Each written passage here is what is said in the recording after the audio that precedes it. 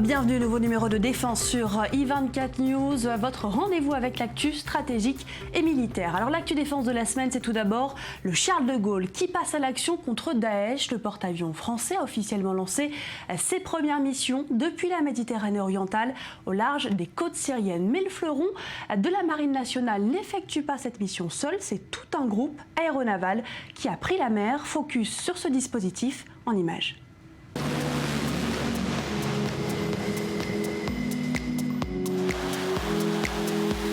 Faire décoller et apponter des avions en pleine mer, c'est la mission du Charles de Gaulle. Pour la mener à bien, le porte-avions est en permanence escorté par des bâtiments qui complètent sa protection contre les menaces aériennes, de surface ou sous-marines.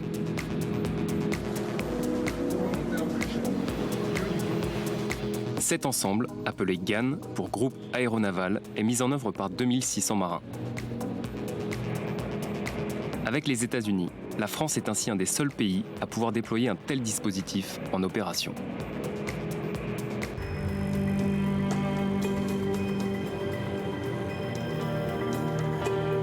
En plein golfe arabo-persique, le porte-avions Charles de Gaulle est engagé dans l'opération Chamal.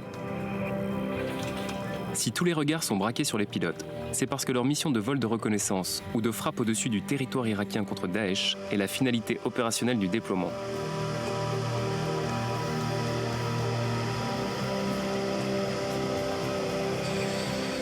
Aux côtés du groupe aérien embarqué, près de 2000 marins sont présents sur le bâtiment pour assurer la mission.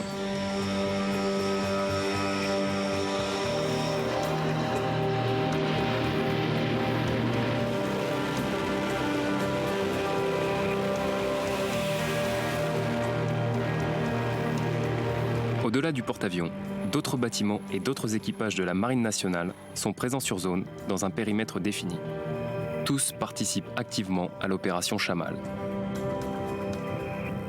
Le groupe aéronaval Task Force 473 est composé de manière assez classique pour ce déploiement du porte-avions, de son groupe aérien, de bâtiments d'accompagnement, une frégate de défense aérienne, le Chevalier Paul, une frégate anti-sous-marine, en l'occurrence le Kent, c'est une particularité de ce déploiement.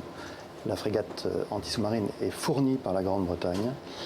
La Meuse, pour le train logistique, le SNA et un avion de patrouille maritime.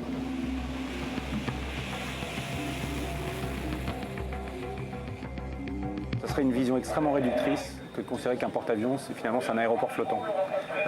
C'est d'abord un bâtiment donc, qui se déplace dans un environnement qui change tous les jours.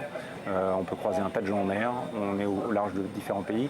Et donc, c'est un bateau qu'il est dangereux, enfin en tout cas inopportun de déplacer seul, parce qu'il a besoin de profondeur autour de lui pour comprendre son environnement et pouvoir agir à temps sur cet environnement. Donc un porte-avions, tous les porte-avions du monde, tous les pays qui en ont, le déplacent avec une escorte. Et son escorte a pour but de décharger le bateau de la charge, de la compréhension de l'environnement. Et puis son escorte lui permet d'avoir des délais de réaction qui sont compatibles de la mise en œuvre de l'aviation. Dans cette zone où est déployé le Charles de Gaulle, le trafic des aéronefs civils et militaires est dense. Au sein du GAN, c'est la frégate de défense aérienne le Chevalier Paul qui est à l'affût du moindre mouvement. Au-delà de la sécurité, la mise en œuvre du groupe aéronaval permet d'assurer l'autonomie des bâtiments et des équipages pour être opérationnel 7 jours sur 7 et 24 heures sur 24. Avec le GAN, la France dispose ainsi d'un outil complet qui lui permet de participer pleinement aux opérations dans le Golfe. À bord du Charles de Gaulle, les techniciens aéronautiques peuvent compter sur cette flexibilité en pleine mer pour garantir la disponibilité des aéronefs. Durant les 8 semaines d'opération où le GAN a été intégré dans Chamal, le groupe aérien embarqué a réalisé quotidiennement 10 à 15 sorties de combat depuis le porte-avions. Au cours de cette période, les 2600 marins du GAN ont parcouru 25 000 km en mer et prouvé une fois de plus que la France disposait d'un outil aéromaritime extraordinaire pour répondre aux crises partout dans le monde. Et pour en parler, nous sommes en ligne avec l'amiral Alain Colfi, directeur de recherche à l'IRIS, spécialiste de la politique et stratégie de défense, de la stratégie maritime et de l'industrie de défense. Merci d'être avec nous. Bonjour. Alors concrètement, qu'est-ce que l'entrée en action du Charles de Gaulle change pour la capacité de frappe de la France contre l'État islamique? Alors, concrètement, et c'est la première des choses, Comme c'est un outil de puissance dont seuls disposent les Américains et nous, ça change la donne politique. Et vous avez vu que Poutine, aussitôt, a déclaré qu'il demandait à la marine russe, etc., etc. Il est rentré dans la négociation avec la coalition et le président Hollande a pu revenir vers Poutine pour qu'il va rencontrer cette semaine, après avoir rencontré Obama, Merkel, etc., pour essayer de négocier une coalition. Donc première chose, c'est un outil de puissance que seuls possèdent les États-Unis et la France. Et que beaucoup de pays, en particulier membres permanents du Conseil de sécurité, souhaitent posséder. Les Anglais en ont eu, ils en auront à nouveau. Et la Chine et l'URSS, enfin la Russie et auparavant l'URSS, cherchent à en avoir depuis plus de 30 ans. Alors maintenant, pour répondre précisément à votre question, sur la capacité instantanée, puisqu'on arrive avec un peu moins de 30 avions de combat et de chasseurs comme ceux que l'armée de l'air a déployés à terre, on triple la capacité de façon instantanée, sachant que, comme l'armée de l'air, on peut renforcer et à bord du porte-avions et dans les bases à terre le dispositif aérien. Mais disons que depuis hier, la capacité de frappe française a été multipliée par 3 instantanément. Oui, et donc le Charles de Gaulle qui est entré en action en Syrie, comment elle s'organise la coordination avec les autres armées présentes dans la région, surtout avec les Russes? On sait que leur flotte est très présente au large de la Syrie. Alors la coordination aérienne, elle est faite, comme dans toutes les opérations, à partir d'un grand centre basé à terre. Il se trouve que c'est le centre de commandement de l'armée américaine qui est l'armée de l'air américaine qui est au Qatar, c'est la marine américaine qui est au Bahreïn, et l'armée de terre américaine est au Koweït.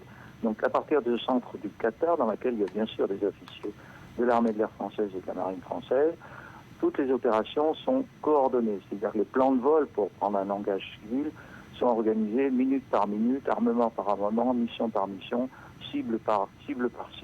Donc il faut s'intégrer dans un dispositif qui gère l'ensemble de l'espace aérien de la coalition. Alors en parallèle, il y a les Russes qui participent à leurs opérations, à la fois à partir de la mer, puisque vous avez vu qu'ils ont tiré pas mal de missiles de croisière navale, comme font les Américains régulièrement, et comme nous sommes en mesure de le faire, bien sûr, et qu'ils déploient leur armée de l'air. Alors là, il n'y a pas de coordination a priori, il y a simplement des mesures qu'on appelle de déconfliction en anglais qui permettent d'éviter de se retrouver aux mêmes altitudes, aux mêmes horaires, dans les mêmes zones. Donc on convient que de telle heure à telle heure, ou dans telle zone, ou dans tel couloir, ou dans tel gate, enfin gate, ce sont les portes d'entrée sur le territoire syrien ou irakien, on a un créneau qui est réservé aux Russes et un créneau qui est réservé à la coalition. Mais tout ça, on sait le faire depuis très très longtemps. La gestion de l'espace aérien, c'est quelque chose qui est infiniment plus compliqué que l'espace aérien civil.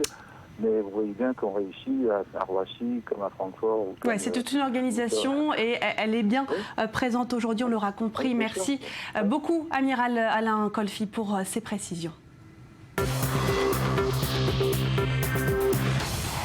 Voilà plus de 2 mois qu'Israël est frappé par une vague de terreur. Attaques au couteau, fusillades, attentats à la voiture bélier. Les violences sont quasi quotidiennes. En visite dans Gush Etzion cette semaine, Benjamin Netanyahou a exposé sa stratégie face à cette vague de terreur. Sur le plan offensif, nous pénétrons partout, dans les villages, les localités, les maisons, et procédons à une vague d'arrestations. Aucune restriction n'est donnée à Tsahal et aux forces de sécurité. Au contraire, notre soutien est total. Une politique de défense sans limite, mais il faut comprendre que, contrairement à l'opération Rempart, où il y avait des postes de commandement, des fiefs terroristes et des milliers de personnes armées, ce n'est pas la situation aujourd'hui. Et l'opération Rempart avait été lancée pour nous offrir une liberté d'action, et cette liberté d'action existe encore aujourd'hui. Alors comment comprendre cette vague de terreur? On va tout de suite poser la question à Boaz Ganor. C'est le fondateur et directeur de l'Institut international de lutte contre le terrorisme. Boaz Ganor, bonjour. Plus de 200 attaques menées au cours de ces 2 derniers mois. Comment est-ce que vous définiriez ce que traverse Israël aujourd'hui? Depuis ces 2 derniers mois, nous avons affaire à une vague de terreur d'un genre particulier que l'on définit comme des attaques menées par des individus que certains qualifient de loups solitaires. Ces attaques menées par des individus isolés sont le résultat d'une incitation à la haine. Il y a des gens qui tentent d'éveiller la haine chez les autres pour qu'ils commettent des attaques terroristes. D'une certaine façon, on peut faire le rapprochement avec ce qui se passe dans certains pays occidentaux, avec l'endoctrinement par l'État islamique de certaines personnes. Alors vous voyez donc une influence de la doctrine de Daesh dans cette vague de terreur qui frappe aujourd'hui Israël ? Dans une certaine mesure, oui, je ne veux pas rentrer dans la polémique concernant le possible lien entre les deux phénomènes. Vous savez, le monde est petit et chacun peut être influencé par les actions des autres. Les Palestiniens ont leur propre motivation. Ce qui a déclenché cette vague de terreur, c'est l'incitation à la haine menée par le Hamas, que Mahmoud Abbas a ensuite repris à son compte avant d'être suivi par le roi Abdallah de Jordanie, même si ce n'était pas intentionnel. Car tous ont diffusé l'idée qu'Israël voulait modifier le statu quo sur l'esplanade des mosquées. C'est cela qui a mis le feu aux poudres. En plus de cela, les Palestiniens voient ce qui se passe dans les pays occidentaux, avec ces attaques menées par des individus, des loups solitaires. On peut voir qu'il y a un lien entre les deux phénomènes, même si les motivations derrière ces attaques sont complètement différentes. Alors en tout cas, ces dernières semaines, on a assisté à un changement dans la nature des attaques avec de plus en plus de fusillades. Est-ce qu'on a un tournant dans ce cycle de violence que certains qualifiaient jusque-là d'intifada des couteaux ? C'est une question intéressante. C'est vrai qu'il y a une tendance qui se dessine. On voit les attaques au couteau laisser place aux fusillades. Mais il ne faut pas exagérer la signification de cette tendance, car les auteurs de fusillades ne s'arment pas auprès d'organisations terroristes. Ce sont des gens qui disposent déjà d'armes dans leur maison. Ils se sont radicalisés, tout comme les auteurs des attaques au couteau, sauf qu'ils ont des armes plus sophistiquées entre leurs mains. Mais finalement, l'idée reste la même. Merci beaucoup Boaz Ganor pour cette interview. On va rester en Israël où les drones étaient en vedette d'une conférence internationale à Tel Aviv. Devenus des outils très répandus dans le domaine militaire, ces engins sans pilote sont en train de révolutionner aussi le marché civil. C'est un reportage signé Maxime Pérez. Un salon international des véhicules sans pilote à Tel Aviv. L'événement paraît taillé pour Israël, car la nation start-up est aussi pionnière en matière de technologie de drone. Une expertise d'une quarantaine d'années, d'abord dans le domaine militaire, elle attire de nombreux pays à travers le monde. Sur l'estrade, le gouverneur du Mississippi est l'invité de marque des Israéliens. Son État est un modèle en matière de développement et de technologie sans pilote, en particulier dans le domaine agricole. Aux États-Unis, l'industrie du drone génère près de 100 000 emplois, avec un chiffre d'affaires qui avoisine les 82 milliards de dollars par an. Nous avons envoyé ici notre plus importante délégation commerciale. Dans notre État du Mississippi, nous comptons près de 120 entreprises dans le domaine aéronautique, dont le groupe Star qui travaille avec l'industrie aéronautique israélienne. Nous avons également beaucoup de partenaires ici. Si son passage autour des stands n'est pas passé inaperçu, il n'y a pas que le gouverneur du Mississippi à s'être déplacé depuis le continent américain. Cette année, ce sont les Mexicains qui sont les plus nombreux à Tel Aviv. Dans un pays qui subit la loi des puissants cartels de drogue, la sécurité est devenue un maître mot.